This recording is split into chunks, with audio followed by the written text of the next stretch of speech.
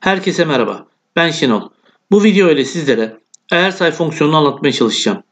Bu fonksiyon ile bir veri tablosu içinde görmek istediğiniz bir verinin kaç kez tekrar ettiğini yani kaç adet olduğunu öğrenebilirsiniz. Kısaca bir veri tablosu içinde verdiğiniz ölçüte uyan kaç tane veri varsa bunun sayısını bulmanıza yarar. Şimdi örnekleri inceleyelim. İlk örnekte hash sütun içinde proseslerin kaç kez tekrar ettiğini bulmaya çalışalım. Bunun için şu alana geliyorum ve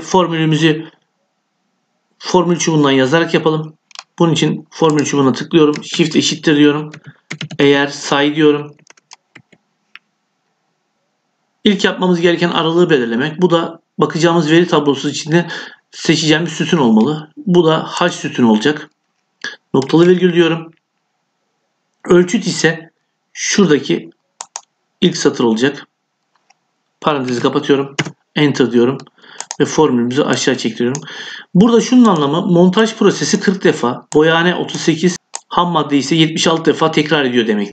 Şimdi diğer örneğimize geçelim. Bunu da formül paletiyle yapalım. Fx diyorum. Tümü diyorum. Eğer sayıyı buradan buluyorum.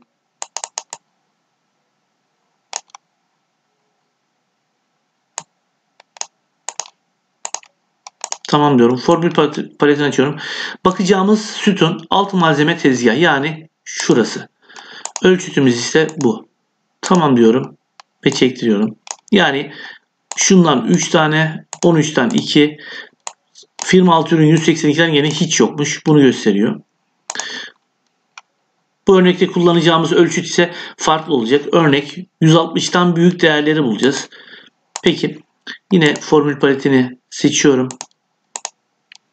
Eğer sayı seçiyorum. Alt malzeme miktarı tezgah süre. Yani şu F sütunu seçiyorum. Ölçüt olarak ise bunu seçiyorum. Tamam diyorum. Ve aşağı çektiriyorum. Bunun anlamı alt malzeme miktarı tezgah süre yani F sütununda 160'tan büyük 8 tane değer var. 20'den küçük 95 tane değer var.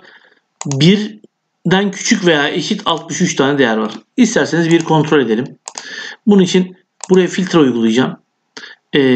Birden küçüklere bakalım. Onun için şunu seçtiğim zaman şurayı saydıracağım. 63 tane değer görüyoruz. Filtreyi kaldırıyorum. Değerimiz 63. Eğer say fonksiyonu ile ilgili anlatacaklarım bu kadar. Umarım videomu beğenmişsinizdir. Bundan sonraki videolarımı takip etmek ve öğrenmek isterseniz kanalıma üye olmanızı rica ediyorum. Şimdilik kendinize iyi bakın. Daha sonra tekrar görüşmek üzere.